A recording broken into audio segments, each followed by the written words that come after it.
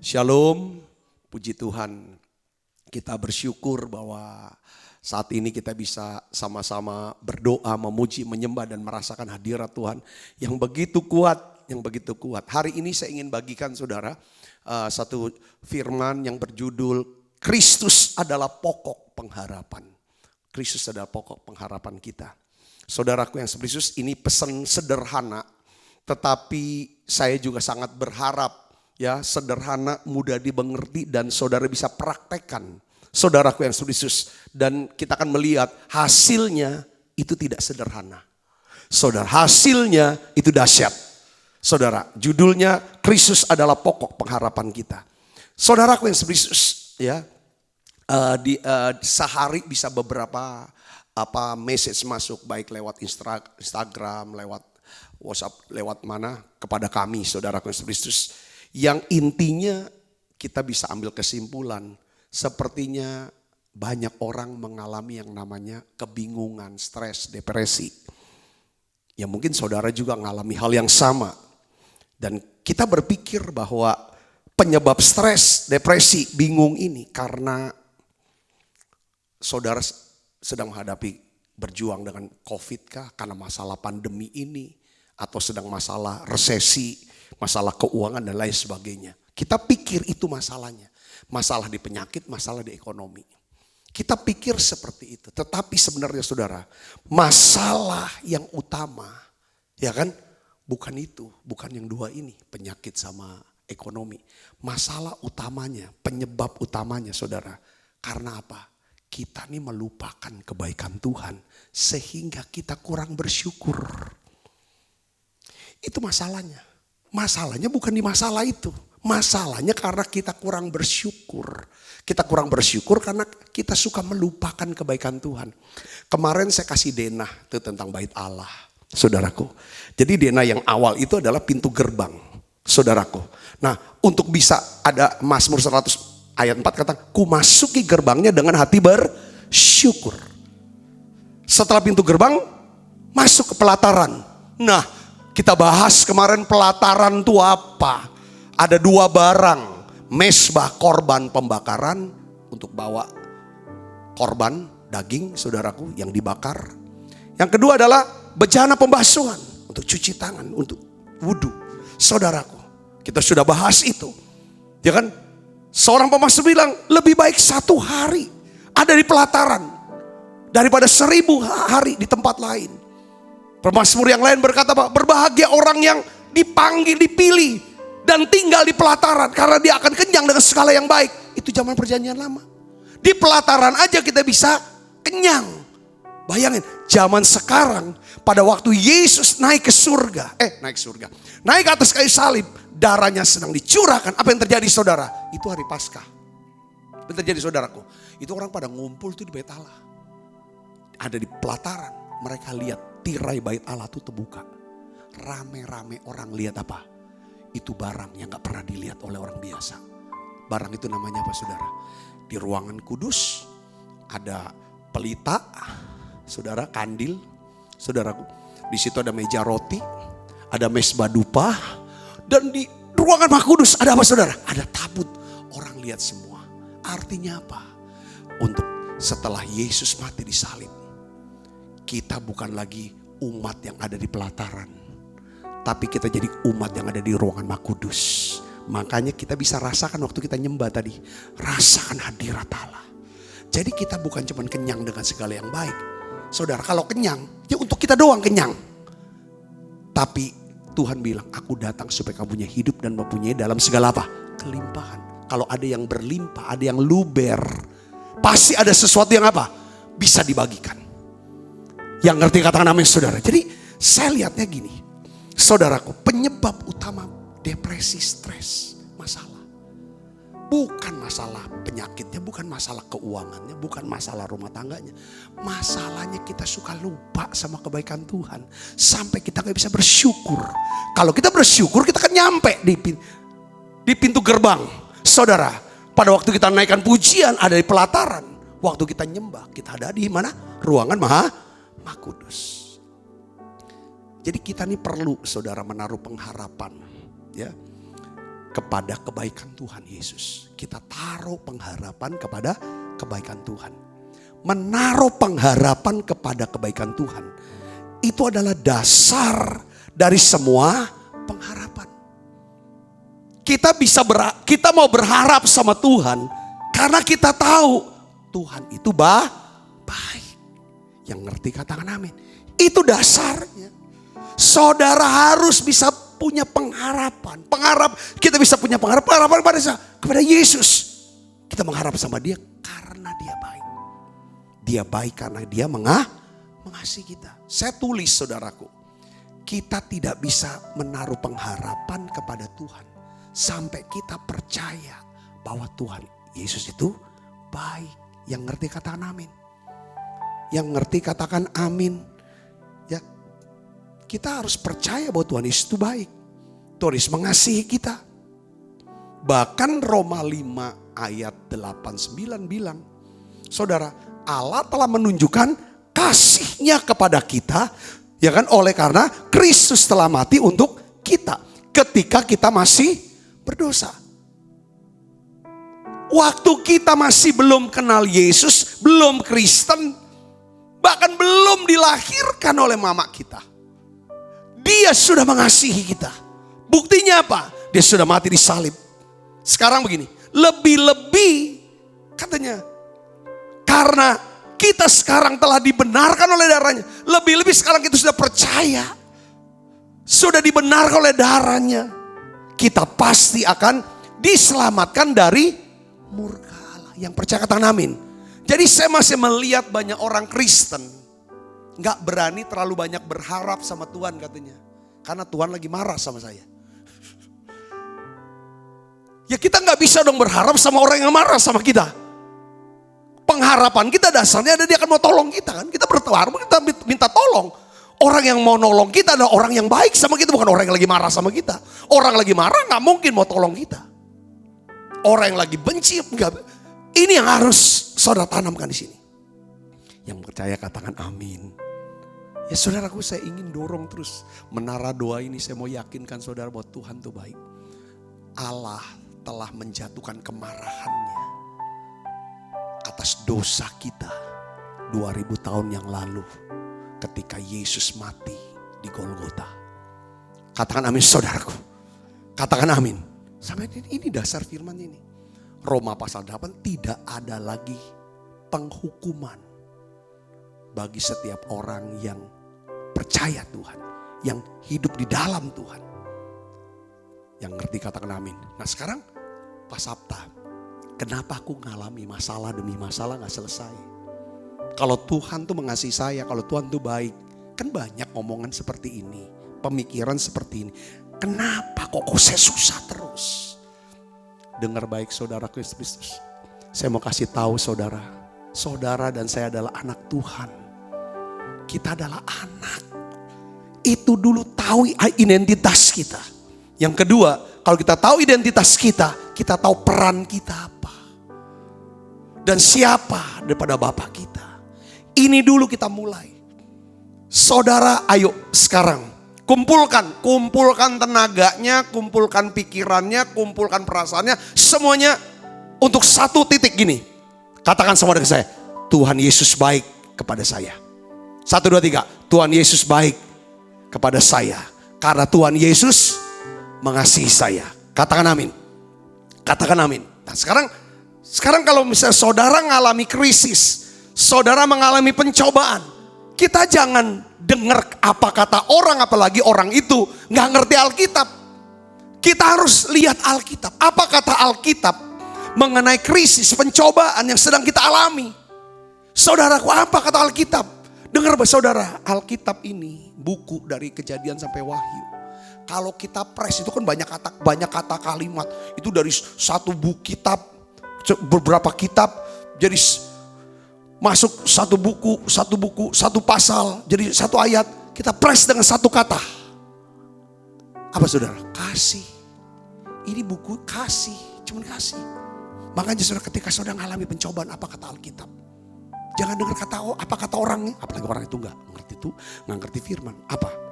Tuhan katakan begini dalam 1 Korintus 10 ayat 13. Ya, Ada 3 hal.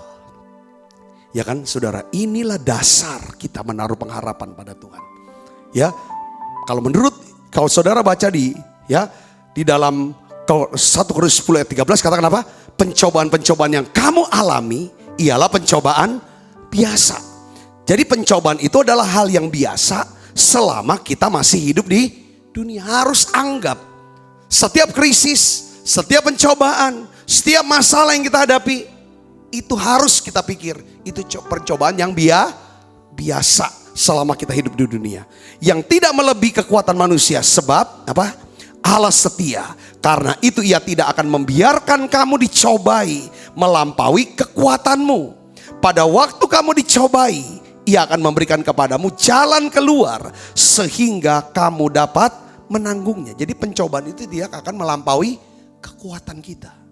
Saat kita mengalami pencobaan, percayalah bahwa Allah akan memberikan jalan keluar. Ini dasar pengharapan kita. Yang mengerti katakan amin. Coba saudara. Jadi saudara berhenti dulu sebentar di sini. Tenangkan. Saudara pikirin pencobaan. Saudara kan mustahil kalau saudara menghadapi masalah dalam hal ini loh, orangnya udah enggak sama kita. Tuhan bilang, ini kan cobaan yang berat buat kita. Sedang orang ini adalah orang penting buat kita. Saudara sedang menghadapi keadaan apapun. Mungkin di dalam berjuang dengan penyakit kah? Itu tadi hubungan. Entah mengenai dalam pekerjaan, karir, atau keuangan kah? Udah enggak. Maksudnya enggak mungkin lagi. Kalau lihat keadaan, lihat kenyataan. Nah disinilah kita harus lihat pencobaan yang kamu alami. Kita bilang, Sabta, pencobaan yang kamu alami itu pencobaan biasa. Selama masih hidup, kamu akan mengalami cobaan. Katakan, dan cobaan tidak akan pernah melebihi apa? Kekuatanmu. Yang ngerti katakan amin. Kekuatanmu. Dengan catatan, ya kan saudara, kita di dalam Tuhan. Kalau kita di luar Tuhan, pencobaan itu pasti melampaui kekuatan kita. Karena ada prinsip ilmu fisika yang Blaise Pascal bilang, sesuatu yang terbatas apabila menjadi satu dengan yang tidak terbatas, maka yang terbatas menjadi tidak terbatas. Saudara mengerti di sini, ini air terbatas. Apabila air yang ada dalam botol ini saudara, kita jadikan satu dengan air laut, lautan Pasifik. Kalau orang Amerika taunya. Kalau orang Palembang taunya air Sungai Musi kita jadikan satu. Maka air yang terbatas ini, ketika dia menjadi satu dengan air yang tidak terbatas, maka air itu menjadi apa? Tidak terbatas. Saudara bisa mengerti sini, katakan amin.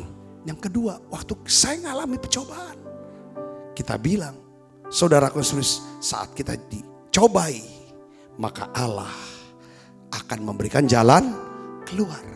Saudara percaya enggak? Katakan amin. Ku tidak takut sebab kau sertai. Sebab kau besertaku.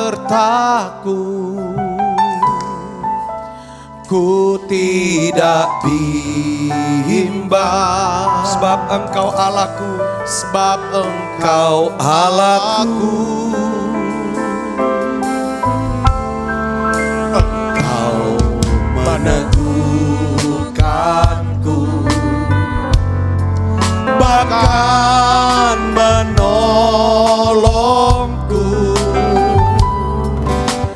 Kau batu karangku,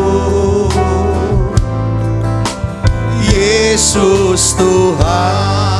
Yesus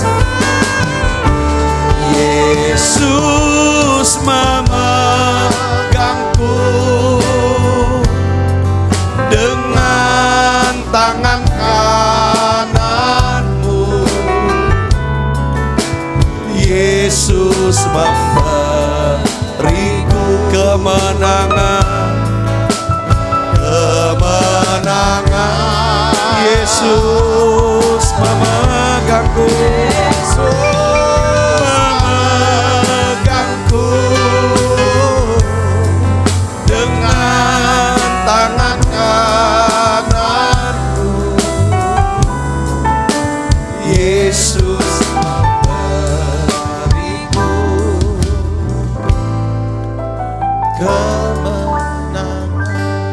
Saudara, sebenarnya nih ya saudaraku, saya juga heran waktu saya tanya Tuhan, Tuhan saya mau khotbah apa hari ini, saat ini. Tuhan bilang, arahkan, khotbahkan lagi apa yang pernah kamu khotbahkan. Sharingkan lagi, omong lagi. Aku mau bicara kepada setiap anak-anakku saat ini yang sedang mengalami pergumulan, kegelisahan, ketakutan. Alirkan lewat badan ini kasih Tuhan, kasihku kata Tuhan. Ya, saya setuju doa gini, Tuhan pakai nih badan ini Tuhan, ya untuk bisa mengalirkan kuasa-Mu, mengalirkan kasih-Mu. Biar pakai badan ini, entah lewat apa, tangan kayak pakai mulut kayak pakai apa, supaya bisa nolong banyak orang, supaya orang bisa tahu ada Tuhan yang baik. Tapi ngomong ini lagi. Sebenarnya saya mau ngomong tentang yang denah bait Allah itu. Lanjut kemarin, pelataran, ruang kudus, ruang Maha Kudus. Tapi saya ngomong ini. Saudaraku, saya taatin. Saudara, kalau saudara hari ini sedang susah, sedih, takut. Saudara rasakan gak hadirat Tuhan, urapan kasih sedang menjamah saudara. Saudara tidak sendiri. Pesan ini untuk saudara. Nah, sekarang pertanyaannya gini. Gimana cara ngatasi kalau aku ngalami krisis, ngalami pencobaan, masalah? Saudaraku yang Yesus, setiap orang yang ngalami krisis, masalah atau pencobaan, ya saudaraku, pasti dia susah hatinya. Oleh karena itu, yang pertama yang harus saudara lakukan, ini hal yang pertama. Karena kan ini berkaitan erat dengan 5 pilihan, 5 keputusan yang harus kita ambil tiap hari. Pertama, keputusan apa sih kata saudara? Bersukacitalah. Sekali lagi kukatakan, bersukacitalah di dalam Tuhan. Tiap hari kita harus bersukacita. Tapi gimana kalau kita ngalami krisis, ngalami pencobaan, untuk kita bisa bersukacita? Nah, itu yang pertama. Makanya Tuhan bilang apa? Akuilah perasaan sedih. Lepaskanlah perasaan sedih itu di hadapan Tuhan.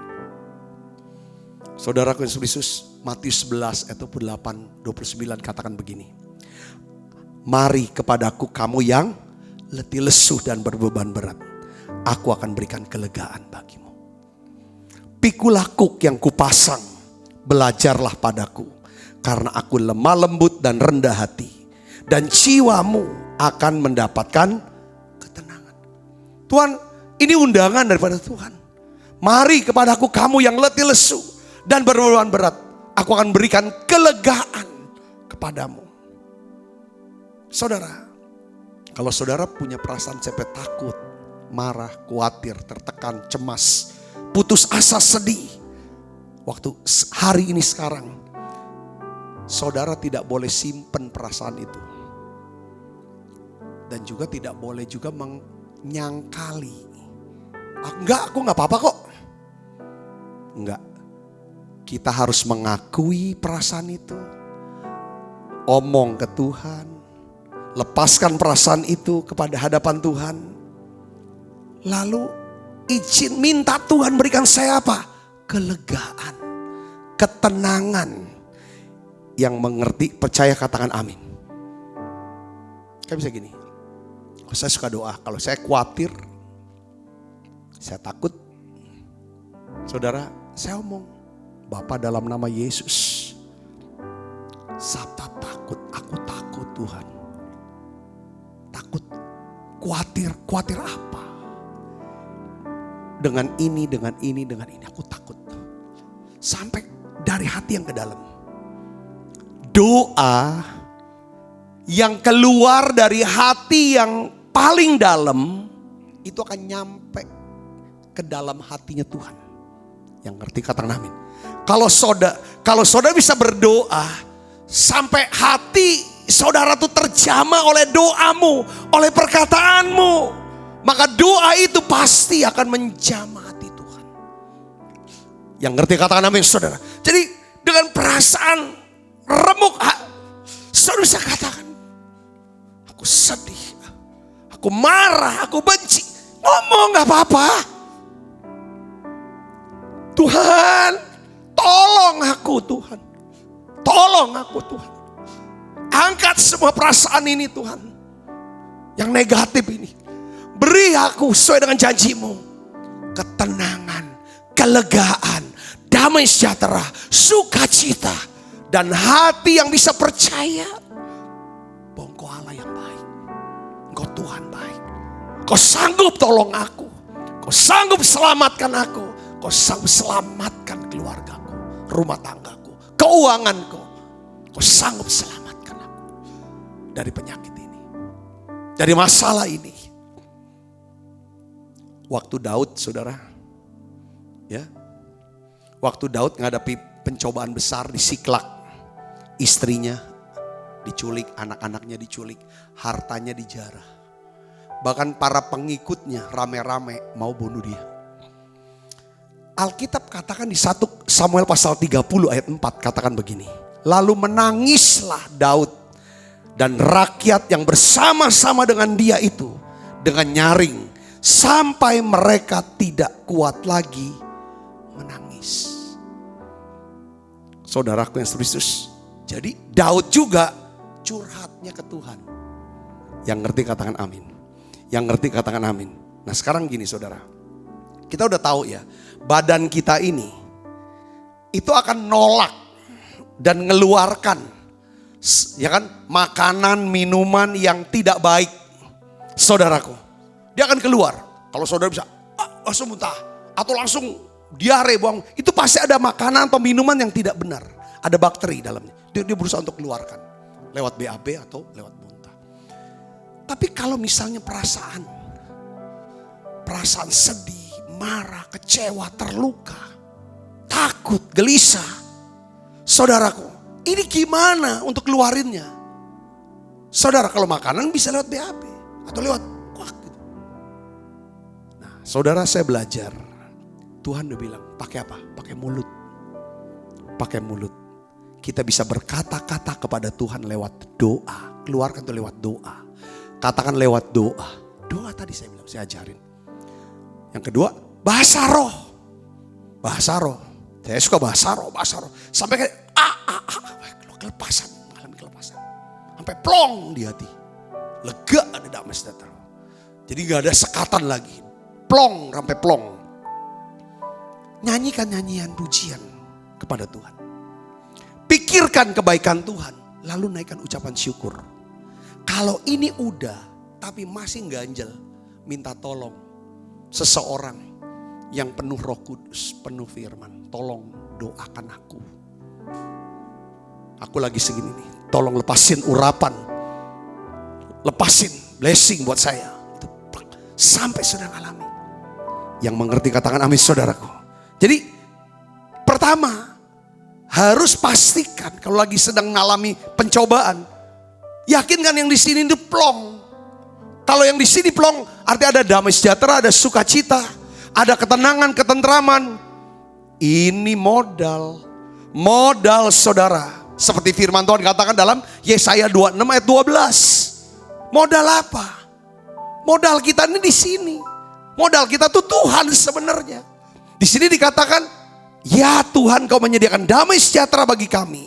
Segala sesuatu yang kami kerjakan, Engkaulah yang melakukannya bagi kami. Artinya apa di sini? Bahwa Tuhan akan turut bekerja, menyelesaikan apa yang saudara kerjakan. Turut bekerja bersama saudara. Yang mendatangkan hasil di luar dugaan. Hanya apabila saudara dan saya hidup dalam damai sejahtera. Di damai sejahtera pasti ada sukacita. Nah oleh karena itu makanya pentingnya akui perasaan itu. Akui dan lepaskan itu. Supaya kita bisa terima apa nih? Damai sejahtera, sukacita, ketenangan dan kelegaan. Katakan amin. Kalau kita miliki kelegaan, ketenangan di tengah-tengah kesulitan hidup kita. Maka apapun yang kita kerjakan Tuhan yang menyelesaikannya buat kita. Yang mengerti katakan amin saudaraku. Yang ngerti katakan amin. Jadi jangan selalu bilang gak mungkin lah, gak mungkin lah, gak mungkin. Dicoba, dikerjakan dengan hati yang dipenuhi dengan sukacita, damai, sejahtera. Diusahakan lagi. Apakah Ishak tidak menabur di masa kekeringan dan kelaparan? Nabur, gak ada hasil. Tapi setelah Ishak mengalami perjumpaan dengan Tuhan, dan Tuhan bilang kamu tidak boleh pergi ke Mesir, kau tetap tinggal di Gerar. Ishak menabur lagi. Di tempat yang mana? Tempat yang sama. Dan kita tahu hasilnya. Alkitab katakan dalam tahun itu juga Ishak apa saudara? Menuai 100 kali lipat. Kita juga tahu bahwa Simon sudah bekerja menangkap ikan semalam-malaman. Tidak dapat satu ekor ikan pun. Saat Simon berjumpa dengan Tuhan, mendapat perintah dari Tuhan untuk tebarkan jala lagi. Dia nggak banyak alasan. Dia cuma bilang, karena engkau yang menyuruh, aku lakukan juga. Sekalipun semalam aku nggak dapat hasil. Waktu Simon lakukan di tempat yang sama, danau yang sama, Simon dapatkan ikan dalam jumlah yang besar. Setiap orang yang mengalami perjumpaan dengan Tuhan, pasti perasaannya berubah. Makanya Yesus berkata, mari kepadaku kamu yang letih lesu dan berbeban berat, aku akan berikan apa? Kelegaan. Saat saudara dapat kelegaan, saudara dapatkan ketenangan. Waktu tenang, saudara bisa dengar perintah Tuhan. Ketika saudara dengar perintah Tuhan, pernyataan Tuhan yang saudara doakan lagi, menjadi tindakan iman, tindakan ketaatan, saudara akan melihat keajaiban itu terjadi dalam hidup saudara. Yang mengerti katakan amin saudara. Ini penting. Siapkan diri kita. Dimulai dari sini, perasaan dulu. Plong. Yang kedua, saudara, terimalah bantuan dari orang lain. Terima bantuan dari orang lain bukan berarti bergantung kepada orang lain. Enggak. Kita bergantung, berharap sama Tuhan. Biarlah Tuhan, ya kan, memerintahkan orang-orang tertentu untuk membantu kita. Yang mengerti katakan amin. Galatia 6 ayat 2 katakan apa? Bertolong-tolonganlah menanggung bebanmu. Demikianlah kamu memenuhi hukum Kristus. Jadi salah satu cara Tuhan menolong kita adalah dengan mengirim dan mempertemukan kita dengan orang-orang yang tepat. Pada waktu yang tepat. Pada tempat yang tepat. Lalu kita bisa ambil apa?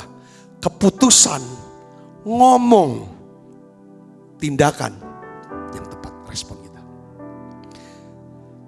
Beberapa waktu yang lalu saya kasih contoh tentang Yokebed dan Amran. Ayah dan ibu daripada Musa ketika Musa masih bayi. Saudaraku, kita tahu bahwa undang-undang daripada Firaun mengatakan bahwa semua orang Yahudi kalau punya bayi laki-laki itu harus dibunuh. Dan rupanya saudara, Amran ini ya kan, dan Yokebed ya kan saudaraku punya bayi laki-laki. Dan bidan yang membantu tidak membunuh bayi ini. Dia coba untuk urus selama 3 bulan. Saudara tahu apa yang terjadi?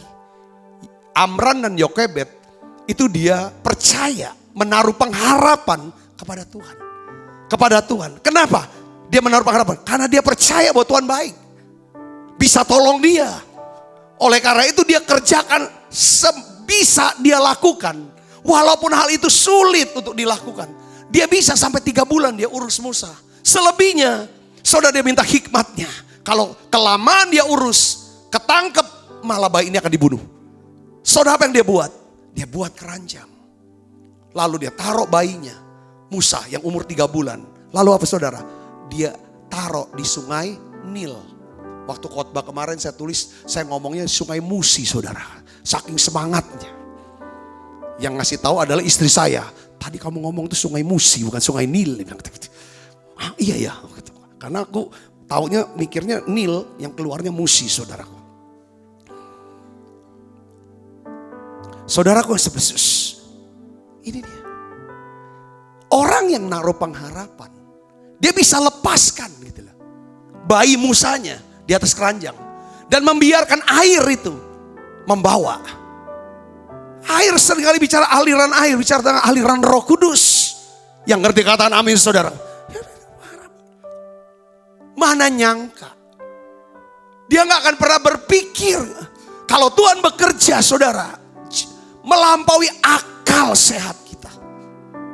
Melampaui apa yang kita doakan dan pikirkan. Saudara tahu apa yang terjadi? Saudaraku, kok bisa putri Firaun mandi, turun ke sungai Nil, lalu matanya lihat ada keranjang.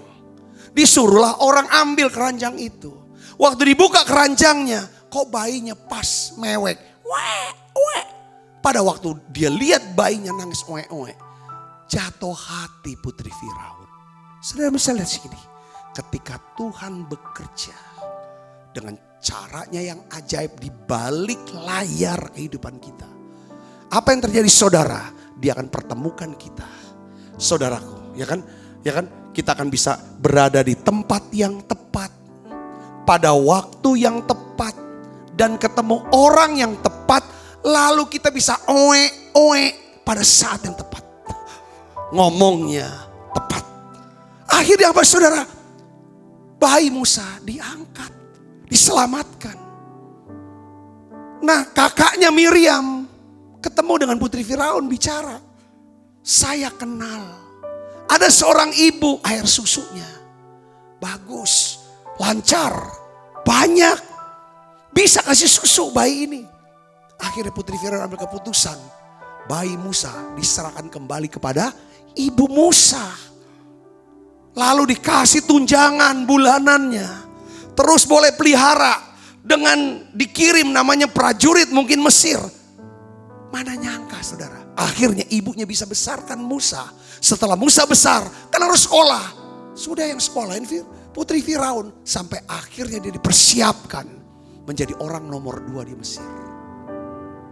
Saudaraku, saya lagi cerita begitu panjang tentang kisah Musa. Saudara juga pernah ngalamin kan? Kalau saudara ada di posisi ini hari ini. Saudara bisa ada dalam posisi, dalam pekerjaan, dalam pendidikan saudara, dalam pelayanan apapun. Pasti Tuhan sudah setting orang tertentu yang bawa saudara ada di posisi ini. Pada waktunya, saudaraku, di tempatnya dan lain sebagainya. Kalau dia bisa lakukan itu dulu, dia bisa lakukan untuk saudara hari ini. Yang percaya katakan amin. Terima bantuan. Kalau Tuhan mau tolong kita, dia kirim orang untuk tolong kita. Kalau iblis mau hancurkan kita, dia kirim orang untuk hancurkan kita. Berapa orang hancur karena orang? Berapa orang bisa terbangun karena orang lain? Jadi pesannya gini Ibu Bapak. Kita harus berdoa dulu. Saya sudah khotbah tentang golden connection beberapa waktu yang lalu saudaraku. Ya kita patut untuk berdoa supaya Tuhan kirim golden connection. Tapi saya mau ngomong begini saudaraku. Kita perlu berdoa agar Tuhan menjadikan kita. Menjadikan kita seorang golden connection bagi seseorang yang membutuhkan pertolongan Tuhan. Selain kita berdoa supaya Tuhan kirim seorang golden connection buat kita. Golden connection adalah seorang yang bisa menghubungkan kita dengan janji Tuhan. Golden connection yang membuat orang ini buat kita jadi sukses meraih apa yang Tuhan sudah janjikan buat setiap kita. Poinnya adalah jadi benih. Saya mau jadi golden connection untuk orang lain. Artinya kita harus ambil keputusan untuk apa? Berbuat baik setiap hari. Katakan amin saudaraku. Katakan amin. Saudara harus percaya bahwa Tuhan selalu bekerja di balik layar kehidupan kita. Dia bisa memilih orang-orang yang tepat untuk kita. Dia bisa menyediakan kesempatan-kesempatan yang tepat bagi kita. Pilihan-pilihan yang terbaik untuk kita, untuk anak-anak kita. Pada saat yang tepat, akhirnya kita akan melihat impian kita menjadi kenyataan. Yang percaya katakan amin. Yang percaya katakan amin. Jadi kalau lagi susah, lagi ada masalah, jangan ngurung diri. Jangan sombong, gak butuh bantuan orang. Saudara harus berseru kepada Tuhan. Saudara mulai membangun hubungan seluas-luasnya. Bangun. Saya punya teman saudara. Di Palembang itu ada klub-klub goes. Komunitas goes. Ini namanya. Saya tanya sama dia. Kamu ikut ya? Kelompok goes ini ya? Iya. Yang ini ikut juga Pak. Ini ikut. Hampir semua. Kok kamu ikut semua? Gimana kamu bisa hadir terus sana gitu? Pak. Bapak kan kasih tahu, rejeki berkaitan erat dengan relasi. Kalau relasi luas, rejekinya lebih lancar. Saya kan ini penjual Pak, penjual barang yang susah dijual. Dia ceritakan sama saya. Jadi saya perlu ketemu banyak orang, duduk sama mereka. Sekarang lewat goes. Ini satu hikmat. Yang ngerti katakan amin saudara. Selain saya doa, saya perlu hikmatnya apa Tuhan? Ya kamu ngumpul dalam batas kenal, bukan gaul ya. Beda loh saudara, untuk sekedar kenalan, untuk bisnis sama bergaul. Itu yang bergaul tuh hanya sahabat. Sahabat gak bisa, kadang-kadang gak lebih dari 5 orang. Kalau misalnya kenalan, kalau bisa seluruh dunia kenalan gitu. Kau kenal sama dia? Kenal. Pernah? Iya pernah gue sama dia. Pernah. Itu kenalan sebanyak. Kedua adalah terima bantuan orang lain. Kita bisa terima kalau kita kenal. Saudara bisa ngerti? Untuk bisa kenal kita harus luangkan waktu. Kita harus bisa berbicara. Kita bisa mempercayai, saling percaya. Yang ngerti katakan amin saudaraku. Yang ketiga, apa kalau lagi ngalami krisis? Jangan menjadi pahit. Janganlah menjadi pahit hati dan tawar hati. Ini penting. Lagi masalah banyak. Jangan kecewa, jangan pahit. Kalau ini istilahnya Rasul Paulus bilang Efesus 4 ayat 30. Kita ini sedang memadamkan roh. Kalau saudara pahit. Saudara, saudara madamkan roh. Jangan. Saudaraku yang Kristus. Memang tantangan seorang pemimpin, saudara, seringkali kalau orang udah jadi seorang pemimpin ya, itu bisa cepat pahit loh. Mudah sekali, karena seorang pemimpin, apalagi udah pemimpin sejuta umat misalnya. Kan beberapa kelompoknya tuh yang ada tuh cuma nyanjung, muji. Ketika dia dapat serangan, selepetan gitu loh. Itu kadang-kadang tuh lebih mudah terluka. Saudaraku Yesus. Nah iblis tuh tahu titik ini. Saya melihat banyak para pemimpin-pemimpin besar. Saudaraku jatuh. Dia tidak jatuh dalam hal keuangan atau seks. Tapi jatuh karena dia terluka. Kenapa terluka? Karena ada serangan-serangan kata-kata. Mungkin masalah pengajarannya lah. Masalah doktrinnya lah. Masalah apalah. Segala macam. Atau melihat orang lebih hebat dari dia. Nah ini hati-hati ketika kita mengalami pencobaan. Pencobaan itu bukan cuma masalah sakit, masalah apa. Kadang-kadang cobaan itu juga masalah ketika kita ini dikritik. Saudaraku yang kasih Kristus. Nah ini jangan sampai pahit. Kalau pahit madamkan roh. Kalau kita sudah memadamkan atau mendukakan cita. Janganlah kamu mendukakan Roh Kudus Allah. Yang telah memeteraikan kamu menjelang hari penyelamatan. Apa yang bikin mendukakan atau memadamkan roh? Segala kepahitan, kegeraman, kemarahan, pertikaian, fitnah. Hendaklah semuanya dibuang dari antara kamu. Demikian pula segala kejahatan. Jangan pahit. Saudaraku, ya kan? Ini penting, jangan pahit. Terus saya mau tutup saudara. Tadi pagi seperti diingetin gini. Ini pencobaan, caranya ngatasi pencobaan ini. Tapi kita kan juga harus ada pikiran dong. Sebelum aku jatuh dalam cobaan atau aku kena masalah dan lain sebagainya, kita harus tahu, kita harus punya perlindungan. Kita harus punya pertahanan. Coba tulis, katakan amin. Nah, saya tuh dapetin saudaraku. Ya, Alkitab mengatakan ada 3 sistem pertahanan dan perlindungan untuk hidup kita. Nah, ini harus kita miliki 3 hal ini, saudaraku. Ya, miliki ini 3 ini. Kalau kita kena krisis, kena pencobaan, ini jadi hal yang biasa. 3 ini punya. Ini jangan sampai enggak ada. Pertama, miliki Tuhan. Sederhana banget ya. Tuhan itulah perlindungan kita. Katakan amin saudaraku, miliki Tuhan. Mazmur 89 ayat 18 katakan apa? Kita baca sama-sama. 1, 2, 3. Sebab perisai kita kepunyaan Tuhan dan Raja kita kepunyaan yang kudus. Jadi Tuhan itu perisai kita. Saudara harus punya Tuhan. Saudara harus libatkan Tuhan. Yang mengerti katakan amin saudara. Saudara harus terus doa. Pikirin Tuhan. Cari firman-Nya. Itu perlindungan kita.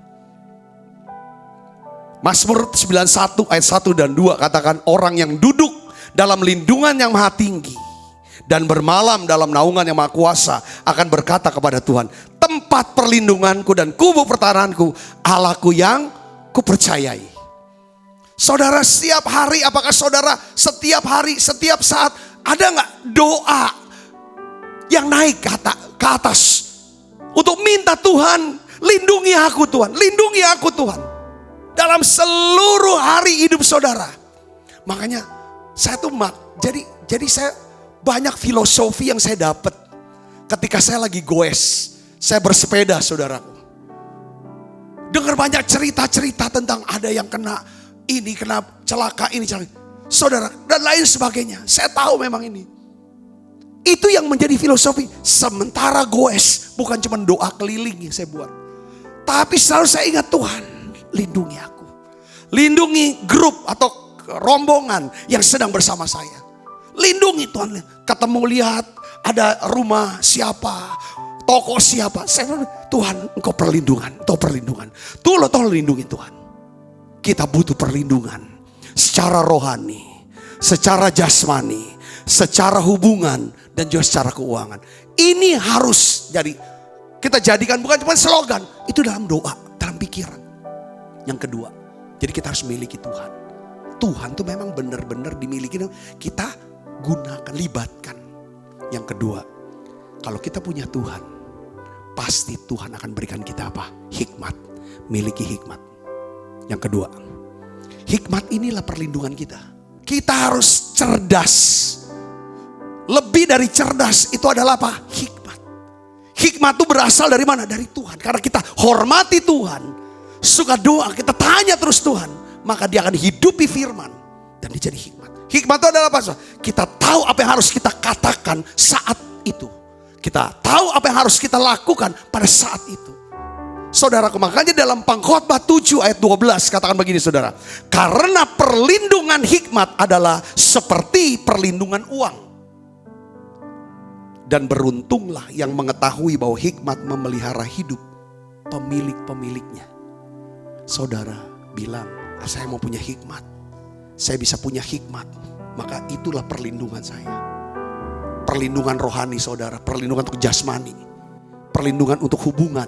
Perlindungan untuk keuangan. Perlu hikmat. Saudara bisa dapat hikmat kalau punya Tuhan. Punya Tuhan artinya libatkan Tuhan 24 jam. Makanya berdoalah. Tetaplah berdoa. Jadi terus menerus. Lihat saudara. Yang ketiga. Kalau saudara punya Tuhan dan punya hikmat. Yang ketiga. Perlindungan kita yang ketiga itu apa? Uang. Uang. Katakan amin saudaraku. Katakan amin. Uang. Jangan dibalik ya. Uang. Ya kan? Hikmat baru Tuhan. Jangan dibalik. Kita punya Tuhan. Dia kasih hikmat.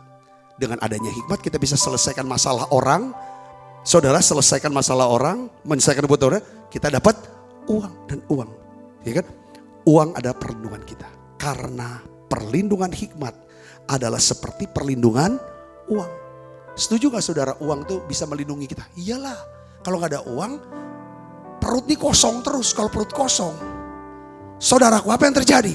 Sakit. Kita bisa tetap berada di 24 jam, bisa di tempat yang beratap, ada gentengnya karena uang. Kita bisa bayar kos, bangun rumah. Saudaraku, jadi Tuhan, hikmat dan uang ini adalah perlindungan. Bayangkan kalau kita tidak memiliki ketiga hal di atas, maka musuh, sistem dunia dan musuh akan mengacaukan hidup kita. Kita akan terus hidup dalam krisis, hidup terus dalam pencobaan, hidup dalam terus masalah. Kalau kita gak punya tiga hal ini. Tuhan, hikmat, dan uang. Katakan amin. Kejar Tuhan, saudara akan dapat hikmat. Saudara terus tingkatkan hikmat, saudara akan dapat uang. Dari hal inilah saudara bisa jadi berkat buat banyak orang.